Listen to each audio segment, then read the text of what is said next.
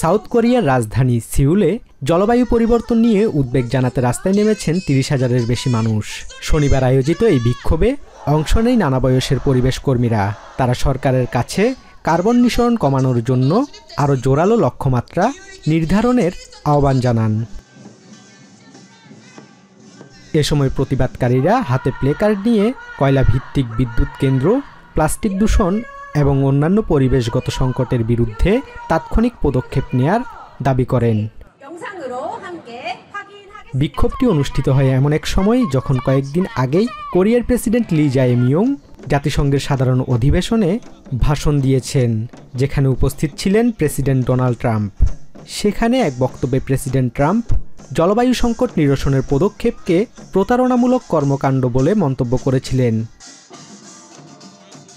বিক্ষোভে ট্রাম্পের বক্তব্যের নিন্দা জানিয়ে 927 ক্লাইমেট জাস্টিস মার্চের অন্যতম আয়োজক কউন উহিয়ন বলেন, আজকের এই গণজমায়েত প্রমাণ করে নাগরিকরা এক থাকলে জলবায়ু সংকট মোকাবিলা সম্ভব। যারা অজ্ঞ ও নিষ্ঠুর তারা জলবায়ু সংকটকে অস্বীকার করে, যেমন প্রেসিডেন্ট ট্রাম্প, তাদের সঙ্গে তর্ক বা বিতর্কের কোনো প্রয়োজন আছে বলে আমি মনে করি না।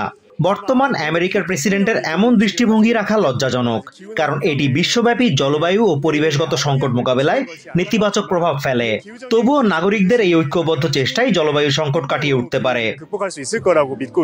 এবছরের বিক্ষোভ অনুষ্ঠিত হয় সিউলের গোয়াংহামুন স্কোয়ারে, যা গত বছরের গেংনাম এলাকায় হওয়া কর্মসূচি থেকে একবারেই ভিন্ন। বিক্ষোভে অংশ নেয়া ইউন হ্যাং বলেন, বর্তমান সরকার জলবায়ু নীতিকে খুব একটা গুরুত্বের সাথে নিচ্ছে না।